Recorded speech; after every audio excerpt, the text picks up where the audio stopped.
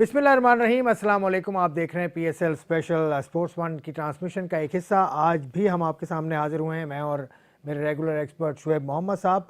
आज हम बात करेंगे लाहौर कलंदर्स और पेशावर ज़ल्मी के दरमियान जो मुकाबला अब कुछ देर के बाद ख़त्म हो जाएगा। पेशावर ज़ल्मी की टीम मुश्किलात में है। 199 रन बनाए थे लाहौर कलंदर्स ने, यानी 200 रन का हदफ है पेशावर ज़ल्मी के सामने, जो कि अबूर करना इस वक्त तकरीबन नामुमकिन नज़र आ रहा है।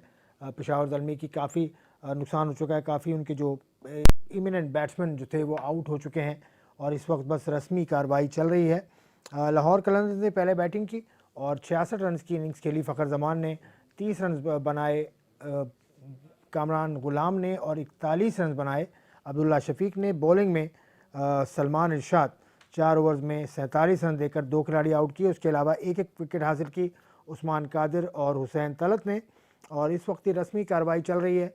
लाहौर कलंदर्स की टीम फतह के करीब है। दूसरी कामयाबी Lahore Qalandars back to back हासिल करने की है इस वक्त, और इस वक्त क्या स्कोर चल रहा है वो आपको बताएंगे कुछ देर के बाद।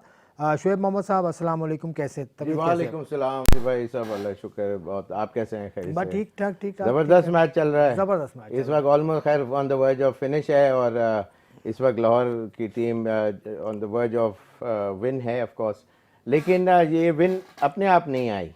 हाँ, इसके लिए जो ओपनर्स का जो रोल, जैसे हम बात करते रहे over the period of time, इसके अंदर और 10 रन पर ओवर से ये लोग खेले। 9 पॉइंट सम पे पहली विकेट गिरी, 96 का जब टोटल था 9.4 के ऊपर। तो इसका मतलब ये कि इनको बड़ा अच्छा किक स्टार्ट मिला और मैन इन फॉर्म जो हैं फ़खर जमान, उन्होंने बहुत अच्छी इनिंग खेली है और लेकिन ably supported by the other opener Abdullah Shafique ने भी बहुत अच्छा खेले। 40 कुछ 41 शायद रन, उन्होंने भी 41 रन किए। 94 की पार्टनरशिप थी, ओपनिंग पार्टनरशिप। जी वही मैंने कहा, 96 की मेरे ख्याल से। तो 2 छक्के 3 चौकों के साथ, तो इससे अच्छा और ड्रीम जो स्टार्ट है वो तो नहीं मिल सकता। और फिर फगर टीम उस वक्त क्रीज पे मौजूद थे, फिर ख्याल सेकेंड विकेट उनकी गिरी 12 पॉइंट सम ओवर्स के ऊपर, तो 114 रन के ऊपर। तो इसका मतलब ये है कि जो प्लान था, चॉकआउट उन्होंने किया होगा before going into this game, वो हर चीज़ उसी तरह चली। लेकिन थर्ड और फोर्थ इवन हफीज़ ने भी आके क्विक फायर रन 19 बॉल्स के अंदर उन्होंने 37 स्कोर किए। तो इसका मतलब ये हुआ कि बहुत अच्छा एक टोटल सेट किया। लेकिन फील्डिंग डिस्प्ले ओवरऑल दोनों टीमों की तरफ से वो इतना स्पार्क इंटेलिजेंस जो इस क्लास ऑफ फॉर्मेट है, जो टॉप प्लेयर्स हैं, उससे एक्सपेक्ट कम किया जाता है। अब 3 ओवर का खेल रह गया, 37 रन चाहिए। 3 बॉलों का खेल रह गया, 37 रन चाहिए और 9 खिलाड़ी आउट हो चुके हैं पेशावर ज़ल्मी के। तो इट्स डन क्या एंड होगा, डस्टेड। ये बड़ा कशमकश में है मामला इस वक्त। क्या हो सकता है? बस अब यही है कि उनको एक विन जो चाहिए थी लाहौर को, ये अब आई गई है उनके पास और इससे उनको आगे आगे मैचेस में ऑफ कोर्स हेल्प तो मिलेगी।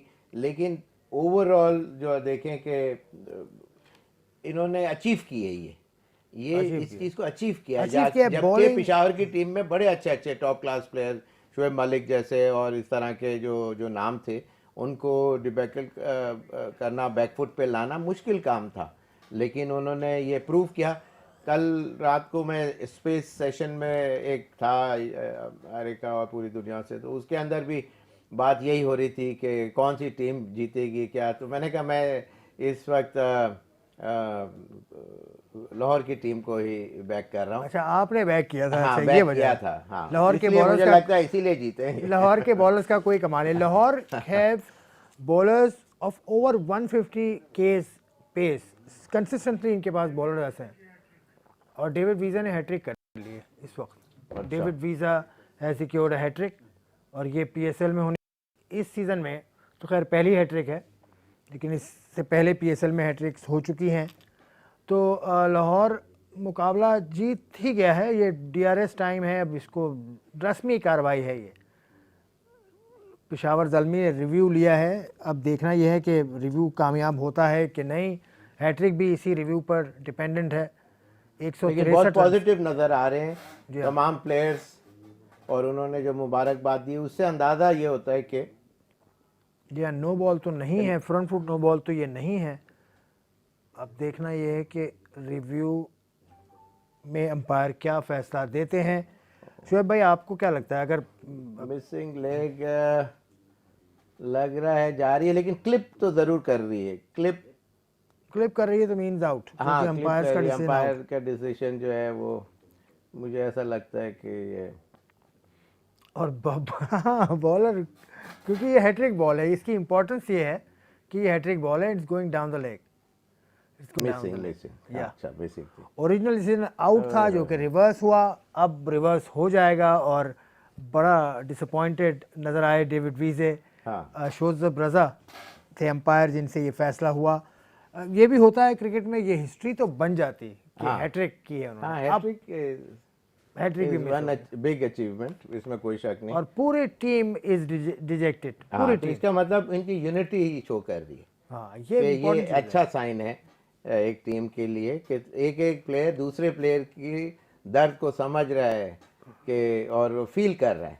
This is one good thing about अब दो this गेंदे हैं, decision। 2 गेंदें हैं और 37 रन चाहिए, तो जी ये हाँ। 2 गेंदें भी पूरी हो जाएं तो ये लाहौर की बॉलिंग, ये जब मैंने कहा था कि पेस के हिसाब से अगर देखें तो बेस्ट इन दिस पीएसएल, जिसने कंसिस्टेंटली सबसे जी ज़्यादा आप बता रहे हैं कि 150 प्लस 140 के 140 प्लस 140 के बॉलर्स हैं। हाँ। नेचुरली एक ऐसी देखिए, एक एज अ बैट्समैन मैं बताऊं आपको कि 150 के करीब के जितने जो बॉलर्स होते हैं ना, 150 हो 155 हो या कुछ, ये गेज तो आप कर सकते हैं मशीन के ऊपर कि ये बॉल इतने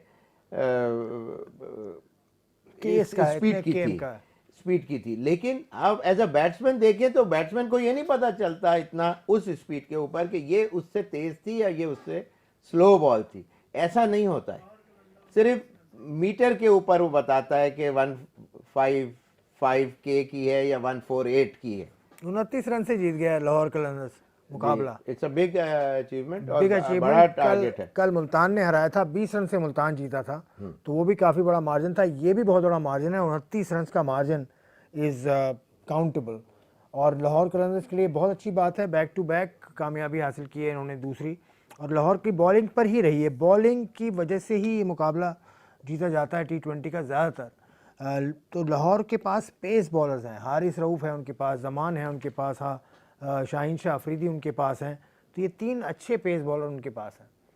देखिए पेस बॉलर सिर्फ होना इतना शायद काफ़ी नहीं होता, लेकिन वो ऑन द टारगेट कर रहे हैं, यॉर्कर्स करेक्ट, जैसे कल फुल टॉसेस हो रही थी तमाम बॉलर्स की, आज वही उसी तरह की जो यॉर्कर्स जो इंटेंट था कि यॉर्कर हो, वो यॉर्कर हो रही थी रादर देन फुल टॉसेस या लो फुल टॉस को एक्सिक्यूट करना मुश्किल होता है।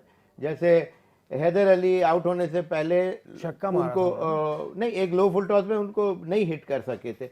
मेरा मतलब फुल टॉस भी बाज़ दफ़ा होती है, लेकिन शाहीन अफरीदी ने उसको जब थोड़ा सा रूम देने की कोशिश की तो उन्होंने उसको और टांग के ऊपर की, और वो कौन बैट्समैन आउट हुए जो हाई कैच हुआ था, रदरफर्ड आउट हुए लेफ्ट थे। हैंडर नहीं, अभी जो लेफ्ट सेकंड लास्ट ओवर में अभी आउट हुए, बट खैर एनीवेज मेरा मतलब है कि हाँ वहाब रियाज, तो वो तो उसके इसका मतलब ये है कि जो अच्छा जो बॉलर होता है ये तमाम चीज़ें नोट करता है और उसको पिक करता है, बैट्समैन की फीट मूवमेंट किधर की जा रही है, उसका इंटेंशन क्या है, कहाँ वो उसको हिट करना है। तो जैसे ही वो टांग पे उतरे तो उन्होंने और अंदर ही कर दी, तो इसलिए वो उनको लीवरेज नहीं मिला बड़ी हिट मारने का, और गेंद स्कायर हो गई। ये जो स्क्रीन पे आप देख रहे हैं जमान इनका नाम है, ये भी बड़े अच्छे बॉलर हैं। यॉर्कर्स आप देख रहे हैं स्क्रीन पे, इस वक्त यॉर्कर्स बड़ी परफेक्शन के साथ लगाई हैं लाहौर कलंदर्स ने।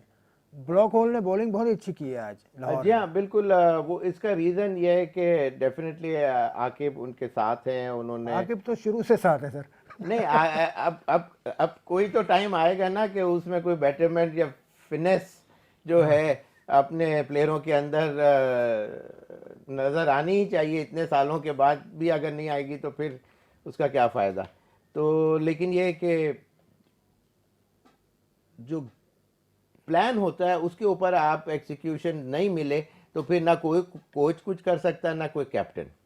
लाहौर की बॉलिंग की तो बात हो गई, पेशावर की बॉलिंग को अगर आप देखें तो बॉलिंग इतनी ज़्यादा experience in a sense fast bowling में सिर्फ इनके पास वहाब रियाज हैं और जो कि एक्सपीरियंस्ड हैं। बाकी फास्ट बॉलर में सलमान इरशाद हैं, वो इतने एक्सपीरियंस नहीं है। Hussain Talat is a medium fast bowler. तो कैसी बॉलिंग कैसी है आपके ख्याल में पेशावर ज़ल्मी की? देखिए वहाब रियाज भी अब he has been there done that for he has been there for ages now. Experience ज़रूर है लेकिन वो वेनम वो नहीं है अब शायद हो जिस तरह पहले उसके अर्ली एज के अंदर होता होगा। इसीलिए पाकिस्तान की टीम में भी आजकल is among the minus of list में से हैं। तो इसका मतलब यही है कि आपका जो टॉप मोस्ट फास्ट बॉलर है वो भी पाकिस्तान को हिट नहीं कर रहा, उनके डोर नॉक नहीं कर पा रहा अगर, तो इसका मतलब सेकेंडरी पोजीशन आ गई। उसी तरह तलत हुसैन तलत भी आ गए सेकेंडरी, और फिर जो दूसरा नाम सलमान इरशाद वगैरह, ये नॉर्मल फास्ट बॉलर्स में से है। मतलब अप एंड डाउन वाली बात है। एक्स्ट्रा ऑर्डिनरी कोई स्विंग, एक्स्ट्रा यॉर्कर करने की एबिलिटी, यॉर्कर उन बॉलरों की अच्छी होती है जो जिनकी पेस हो, बैट उठाए और फिर इतनी तेज़ी से बॉल आए कि उसको नीचे करने में मुश्किल हो बैट्समैन को। तो ऐसा तीनों डिपार्टमेंट, तीनों बॉलर जिनके आपने नाम लिए, वो फायर पावर उधर से नहीं है। वहाब रियाज में वो स्विंगिंग यॉर्कर्स की एबिलिटी ज़रूर है, लेकिन ये कि ऑन द डे बाज़ दफ़ा वो चीज़ें नहीं मिल पाती हैं। जो कमर और वो जो हाथ का जो रिलीज़ है, run up to the wicket, बाज़ दफ़ा वो मोमेंटम नहीं आ पाता, जिसकी वजह से वो जो स्विंग जो है वो अचीव कर सके। और फिर वही बॉल वो हो जाती है सीधी हाफ वॉली, और डिजायर्ड जोन में आए बैट्समैन के तो वो is asking for big hits. हाँ जी हाँ, शुएब मलिक ने 2 ओवर किए और 20 रन दिए। अच्छा किया उन्होंने, उनको भी शॉट्स लगे थे, मैंने देखा था, बड़े शॉट्स भी उनको लगाए थे फ़खर जमान ने। बाकी Usman Qadir is a season campaigner, ठीक है। उस्मान कादिर, आरिश अली खान तो यंग हैं, उनसे कोई शिकायत नहीं बनती। 3 ओवर में उन्होंने 36 रन दिए, अपने 26 रन दिए 3 ओवर में, और उस्मान कादिर ने अपने 4 ओवर में 43 रन दिए। उस्मान कादिर 1 विकेट भी लेने में कामयाब हुए। तो ओवरऑल अगर आप कंपेयर करें इसमें, तो पेशावर ज़ल्मी की बॉलिंग ने कॉस्ट किया उन्हें, क्योंकि उनकी बॉलिंग ने 199 रन बनवाए उनकी बॉलिंग। जी इसमें तो कोई शक नहीं। जब बॉलिंग ही साइड एक सामने वाली टीम को एक बड़ा टोटल अगर करने में कामयाबी होती है, तो बॉलिंग का मेजर हाथ होता है। फिर उसके बाद कैप्टन का रोल आता है, उसके बाद फील्डर्स का भी रोल आता है। फील्डर और कैप्टन मोर और less standing on the same plinth, उसी जगह पे करेंगे। एक wrong decision by a captain at the wrong time can cost you a match. एक ड्रॉप कैच, एक मिस रन आउट, या बाद दफ़ा इवन शेयर बाउंड्री, जो 1 रन हो रहा है और उसमें बाउंड्री हो जाए तो वो भी बहुत बड़ा नुकसान होता है। जी हाँ, इस तरह की बाउंड्रीज भी हमने देखी, इस तरह के कैच ड्रॉप्स भी हमने बाउंड्री लाइन पर देखे। और आज क्राउड में मैंने क्या देखा वो भी आपको बताऊंगा इस ब्रेक के बाद।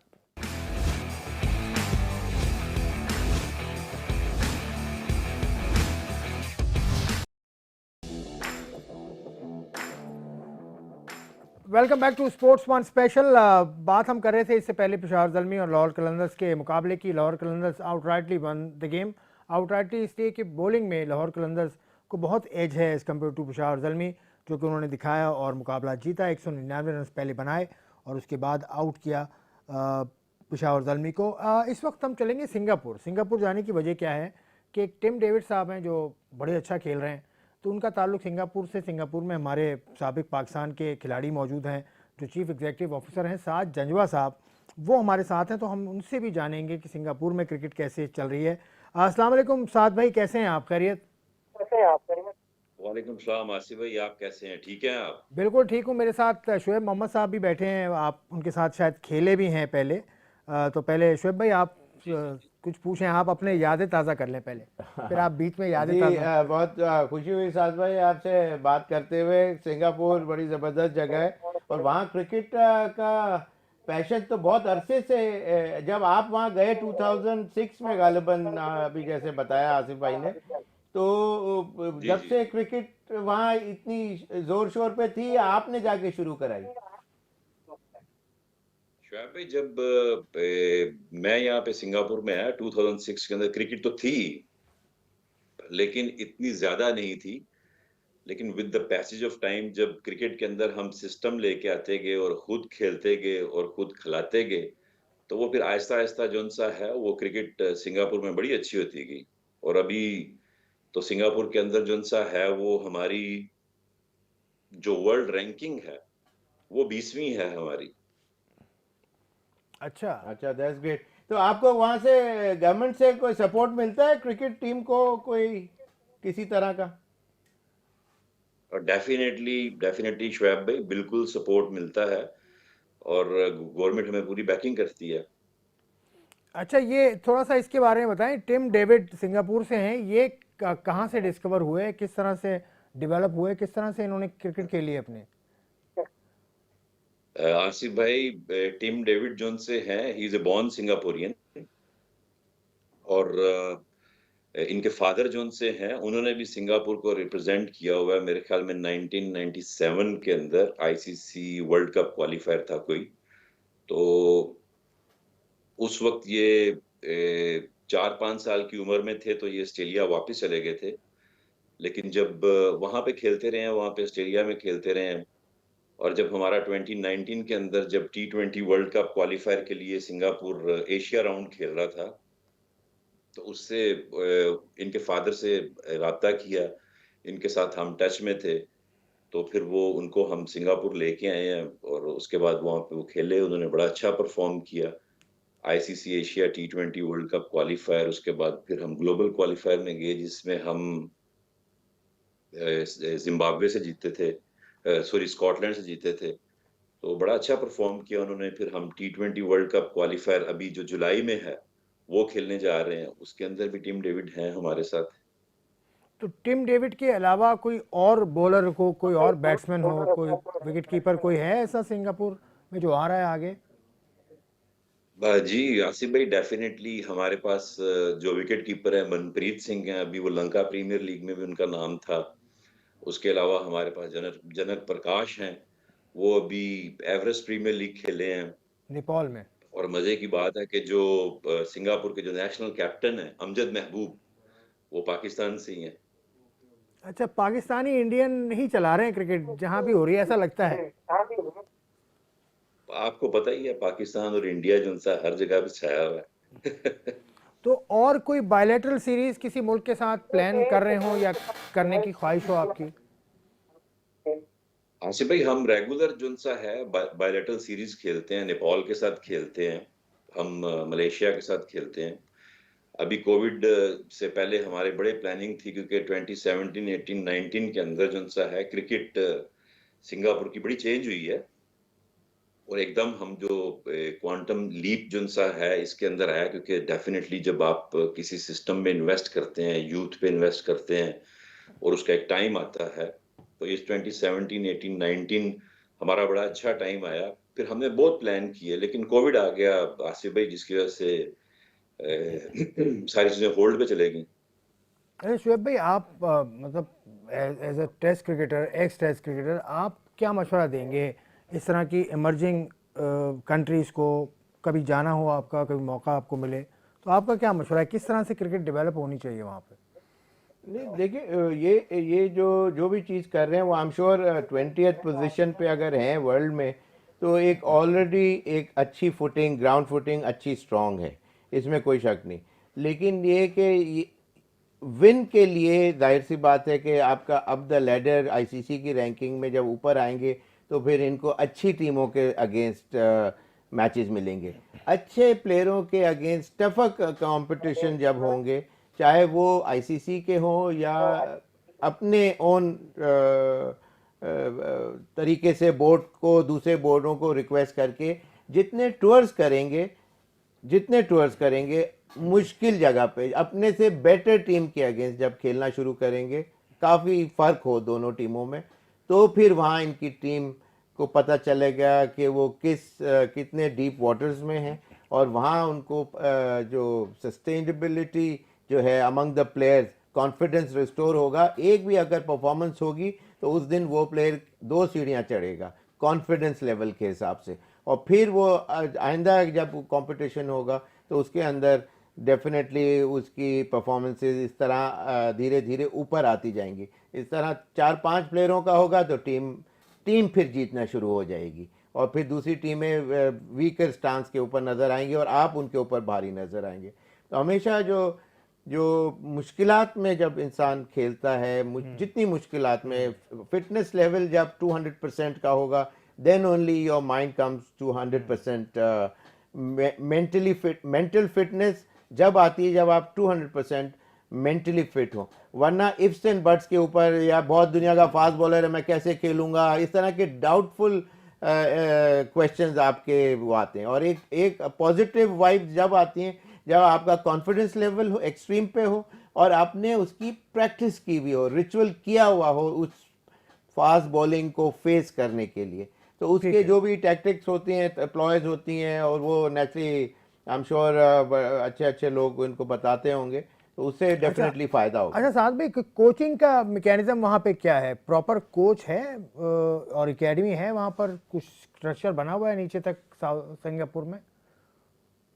जी आसिफ भाई, हमारा बड़ा अच्छा डोमेस्टिक स्ट्रक्चर है और हमारा ग्रास रूट प्रोग्राम बहुत अच्छा है, जिसके अंदर हमारे पास यहाँ पे सिंगापुर की अपनी एक एकेडमी है जिसके अंदर हमारे पास कोई तकरीबन 300 के करीब बच्चे हैं। उसके अलावा और भी काफ़ी एकेडमीज हैं यहाँ पे जिनको हम as a national cricket board जो सा है हम उनको सपोर्ट करते हैं। और इसके अलावा हमारी क्लब क्रिकेट भी बहुत अच्छी है और साल के अंदर तकरीबन कोई हमारे 700-800 मैचेस होते हैं पूरे डोमेस्टिक के। Very good. ग्राउंड्स कितने हैं? ग्राउंड्स कितने हैं? हाँ जी, ग्राउंड्स कितने हैं ग्राउंड आपके पास? हमारे पास तकरीबन कोई 11 के करीब ग्राउंड है और आप अंदाजा करें कि इन 11 ग्राउंडों के अंदर हम इतनी क्रिकेट करवाते हैं और क्रिकेट होती भी सैटरडे और संडे को है यहाँ पे। अच्छा, like USA, like other countries, smaller countries, cricket wise वहाँ पर भी ऐसे होता? तो आसिफ भाई, बस सिंगापुर एक छोटा सा कंट्री है और बड़ी लिमिटेड सी फैसिलिटी भी है इसकी। हमारा कोचिंग स्ट्रक्चर बहुत अच्छा है। और कोच कौन है? हेड कोच कौन है अगर एकेडमी का या नेशनल टीम का? 2019 के अंदर जब टिम डेविड हम सिंगापुर में लेके आए तो उस वक्त हमारे बिलाल असद हैं जो अभी मलेशिया के कोच हैं और इस्लामाबाद से उन्होंने क्रिकेट खेली हुई है, वो हमारे नेशनल कोच थे। और उनके साथ थे रेहान रियाज, वो भी पाकिस्तान के हैं। बिल्कुल बिल्कुल। तो ये 2 कोचेज ऐसे थे जिन्होंने टिम डेविड के साथ बहुत काम किया है। और आपने देखा होगा कि टिम डेविड का मिड विकेट एरिया और लॉन्ग ऑन एरिया जो सा है, काउ कॉर्नर एरिया बड़ा स्ट्रॉन्ग है। तो ये रेहान रियाज और बिलाल असद हो गए, इन्होंने बहुत इनके ऊपर मेहनत की थी। तो ये तो टिम डेविड तो मीडियम पेसर थे पहले ना, तो इनको बैटिंग की तरफ लेके आए। फिर इनकी बैटिंग देखें अब कहाँ की कहाँ चलेगी है। सिंगापुर से इन्होंने बड़ी अच्छी परफॉर्मेंस दी है मैचेस में। पाकिस्तान में कौन से प्लेयर्स हैं ऐसे जो मशहूर हैं वहाँ पर, पाकिस्तान के एक्स क्रिकेटर्स या मौजूदा क्रिकेटर्स जिनको देखना चाहते हैं बच्चे सिंगापुर के? जो इस वक्त सिंगापुर में कोई पाकिस्तानी सिंगापुर में पाकिस्तानी या क्रिकेटर्स का भी एक क्लाउड तो होगा ना, जैसे वसीम अकरम है, वकार यूनुस हैं, शुएब अख्तर हैं, शुएब मोहम्मद हैं, इस तरह से वहाँ पर है एक कल्चर के लोग क्रिकेट देखते भी हैं। सी भाई, डेफिनेटली यहाँ पे बड़ी कम्युनिटी है, इंडियन कम्युनिटी बहुत ज्यादा है यहाँ पे। और पाकिस्तान कम्युनिटी तो 5-6 हज़ार लोग हैं यहाँ पे, इतनी बड़ी कम्युनिटी नहीं है। लेकिन चूंकि पाकिस्तान के जो प्लेयर जो से हैं वो भी लेजेंड्स हैं, स्टार हैं, उनको लोग फॉलो करते हैं यहाँ पे भी। बड़ा अच्छा। चलें ठीक है साद साहब, आपने बहुत वक्त दिया, आपका बहुत बहुत शुक्रिया। मैं आपका बहुत अप्रिशिएटिव ऑफ योर टाइम। आपने सिंगापुर क्रिकेट के बारे में हमें काफ़ी बताया और सिंगापुर के प्लेयर्स भी और सिंगापुर में पाकिस्तान जिस तरह से काम कर रहा है वो भी। इंशाल्लाह आपसे फिर बात करेंगे। एक ब्रेक लेते हैं, ब्रेक के बाद I will see you again.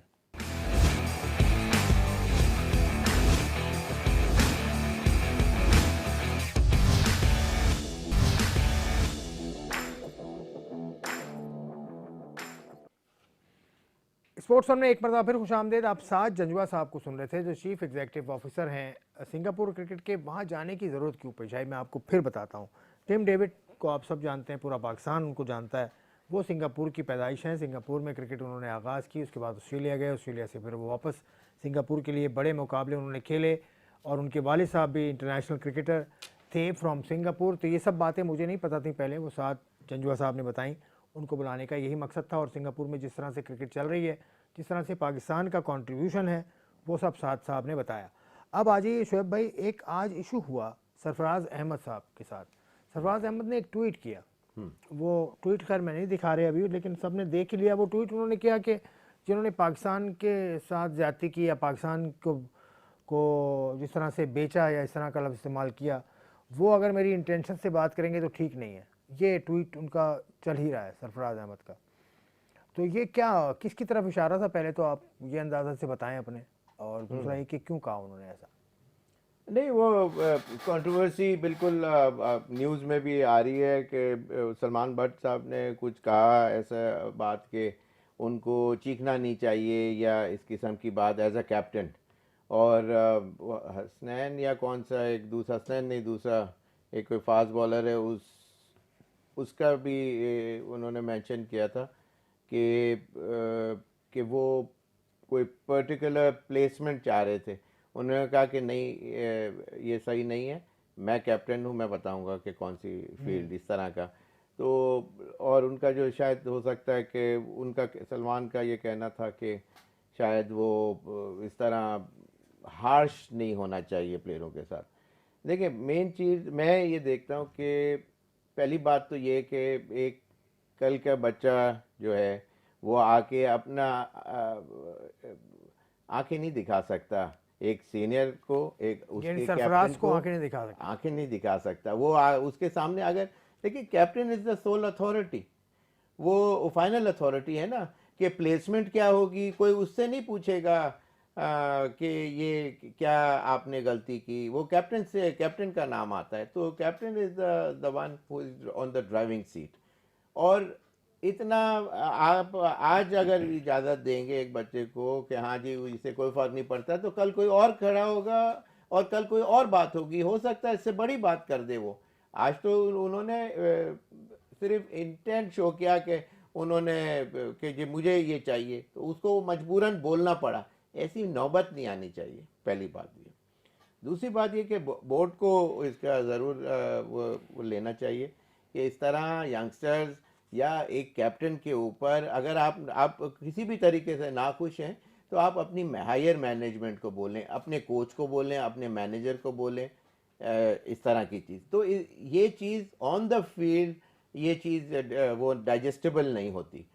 तो सलमान भट्ट ने ठीक कहा या गलत कहा उन्होंने? नहीं, सलमान भट्ट का इंटेंट मेरा अंदाज़ा है कि वो गलत नहीं था उसका, लेकिन शायद तरीका अल्फाजों का यूटिलाइज जो उन्होंने किए, शायद वो और अच्छे तरीके से करते कि कैप्टन है, आउट ऑफ फ्रस्ट्रेशन इंसान वो गुस्सा, पिछला मैच हार भी गए थे सरफराज की जो टीम थी, तो उसमें ज़रूर इंसान एक ऐसी थॉट प्रोसेस में होगा कि हारा हुआ मैच या हारने वाले होंगे या कोई ऐसा सेटबैक हुआ होगा जिसकी वजह से उन्होंने हार्शली बोल दिया। तो ये चीज़ उनके लिए अक्सर लोग बात करते हैं कि he comes out with lot of body actions और वो इस तरह की चीज़, लेकिन अगेन बात वो यही है कि वो he is the one who is leading the team. अच्छा, तो उन्होंने, सरफराज ने जो कहा कि जिन्होंने मुल्क को बेचा है उनको ऐसी बात नहीं करनी चाहिए थी, ये बात ठीक है? देखिए वो बात देखिए कोई भी एक मशवरा है, सलमान ने भी एक मशवरा दिया कि उनके लिए अच्छा है। उसका ये मतलब नहीं है कि जी उसको कैप्टन ही नहीं होना चाहिए, उसको हटा देना चाहिए। उसने अपनी तरफ से एक मशवरा दिया, और लेकिन वही बात है कि आप जब शीशे के घर में हो तो फिर दूसरों के ऊपर इस तरह बात करते हुए, कौन है शीशे के घर में? यहाँ सरफराज हैं या सलमान है? नहीं, इसमें कोई शक नहीं कि देखें एक मिसहैप हुआ है पाकिस्तान कंट्री के साथ, और उसके अंदर कुछ प्लेयर्स बच गए और कुछ के ऊपर डेंट लग चुका है। जिनके ऊपर डेंट लग चुका है, क्या नाम है, Salman is one of them, इसलिए कि वो नोन है। बहुत से जो प्लेयर्स हैं वो आज अलूफ घूम रहे हैं और उनके ऊपर कोई पॉइंट आउट नहीं करने वाला है। अखबारों में बार बार चीज़ें आती हैं और उसको हशप करा दिया जाता है फॉर सम रीज़न और किनकी दी बात अदर। कर रहे हैं आप? मैं पूछ लूँ आपसे, किनके नाम लेना चाह रहे हैं आप? नहीं, जो इतने सारे जो प्लेयरों के पहले नाम आए, मेरा मतलब है कि वो तो कोई नो वो तो नहीं है, मेरे कोई कहने से तो नहीं आए नाम, लेकिन मुल्क का तो देखें वो नाम खराब हुआ ही ना, चाहे इंटरनली और एक्सटर्नली। दुनिया में इस चीज़ का सबों को टेंटेड जो भी प्लेयर्स हैं उसका नाम सबको पता है। लेकिन सरफराज ने जो बात बोली इसलिए कि वो आउट ऑफ फ्रस्ट्रेशन और वो इस तरह से बोल दी, इस तरह कोई और लेस सपोज सलमान ने नहीं बोली होती, किसी और प्लेयर ने बोली होती तो वो सरफराज को डाइजेस्टेबल होती। वो कहता कि ठीक है, किसी ने कोई भी पॉइंट आउट कर रहा है, आपकी बेटरमेंट के लिए बात कर रहा है वो, तो उसको उस तरह से ले लेता तो बात कहीं चलें, ठीक होती है। ही आप नहीं। कल लेकिन सरफराज ये मेरा व्यू पॉइंट है कि ये बात इस तरह होनी नहीं चाहिए थी। अब सरफराज ने भी बोल दिया, इसलिए कि आजकल इजी एक्सेस टू मीडिया है, यूट्यूब है या ट्विटर है और ये तमाम चीज़ें, तो उसने एक ने बात बोली, दूसरे ने फ़ौरन जवाब रख दिया। वैसे किसी सीरीज के दौरान तो प्लेयर्स को इजाज़त नहीं होती कि वो सोशल मीडिया यूटिलाइज करें। यूटिलाइज करें, लेकिन पीएसएल के दौरान होती है कि नहीं होती मुझे नहीं पता। लेकिन ये कर रहे हैं इस तरह से, तो ये इनको करना चाहिए था या नहीं करना चाहिए था, ये भी एक सवाल है। बहरहाल अब कोयटा ग्लैडिएटर ने कल मुकाबला करना है इस्लामाबाद यूनाइटेड का, तो कोयटा ग्लैडिएटर में शाहिद अफरीदी भी वापस आ चुके हैं अब, बिव रिचर्ड्स भी वापस आ चुके हैं अब। इस्लामाबाद यूनाइटेड एक मैच जीती और दूसरा मैच हारी है इस्लामाबाद यूनाइटेड, तो आप किस तरह का टेबल देख रहे हैं इन दोनों का? अब वो भी जो फ्रेश स्टार्ट जो इस्लामाबाद ने लेना था वो भी ले चुके, एक मैच हार भी गए, जीत भी गए। ऑलरेडी कोयटा की टीम अब उस जिटरीनेस से भी ओवरकम कर चुकी है और अब अपने उनके अब वो प्लेयर्स जो हैं, कोई फिटनेस लेवल के कोई इश्यूज वगैरह, आई डोंट नो, आपको शायद ज़्यादा पता हो, लेकिन ओवरऑल एडेड एडवांटेज इस वक्त कोयटा की टीम बहुत अच्छी है और अच्छे हाई ग्रूव में है और मैं समझता हूँ कि उनके चांसेस हैं कि वो लेकिन at the same time Islamabad का भी ऐसा कुछ वो नहीं है कि प्लेयर अच्छे नहीं है, तमाम चीज़ें, लेकिन ये कि थोड़ा सा इनको किक स्टार्ट मिला हुआ है, पहले से कुछ मैचेस इनके शायद 3 मैचेस हो गए हैं, तो उस लिहाज से थोड़ा सा एडेड एडवांटेज मैं समझता हूँ, उस पॉइंट ऑफ व्यू से सिर्फ एडेड एडवांटेज इस्लामाबाद के 2 ही और मुकाबले फिर ये 2 लोग भी आ जाएंगे, अफरीदी का प्रेजेंस और विव रिचर्ड्स का भी, सर विव रिचर्ड्स का भी प्रेजेंस से इम्पैक्ट डेफिनेटली थोड़ा सा बूस्ट अप मोरल के साथ वॉक इन करेंगे। इस्लामाबाद की बॉलिंग को अगर देखें, इस्लामाबाद के फास्ट बॉलर जो एस फास्ट बॉलर हैं हसन अली, वो ग्रुप में नज़र नहीं आ रहे। हसन अली और वसीम जूनियर भी इतनी कोई अच्छी बॉलिंग नहीं कर पा रहे। हसन अली अब वो इंटिमिडेट करना चाहते हैं बैट्समैनों को अपनी फायर पावर बॉलिंग से, जब वो नहीं सामने वाला उसके उस प्रेशर में आता तो फिर ही lands himself on the back foot, और वहाँ फिर इनको जो पिछले मैच में जो मार पड़ी, उन्होंने कोशिश की कि वो अपना थोड़ा आंखें दिखाएं, थोड़े बाउंसर शॉट पिच करें या जोर लगा के कुछ बैक फुट पे लाएं बैट्समैन को, लेकिन जब वो चीज़ नहीं हुई तो वो सामने उनको फिर उन्होंने, होता ही यही है कि एक कोई भी जो ताकतवर होता है वो पहले आंखें दिखाता है और वो और बॉलर है तो वो जोर दिखाएगा बॉलिंग से, अपनी बाउंसर्स और अपना ट्रिक अप हिज स्लीव से, लेकिन जब चीज़ नहीं होती उसको काउंटर करने का तरीका है, जब जिस तरह आप कॉर्नर हो जाएं तो फिर offence is the best ploy, तो वही वाली बात है कि सामने फिर इसलिए हसन अली इस वक्त उस फायर पावर के साथ नज़र नहीं आ रहे। चलें,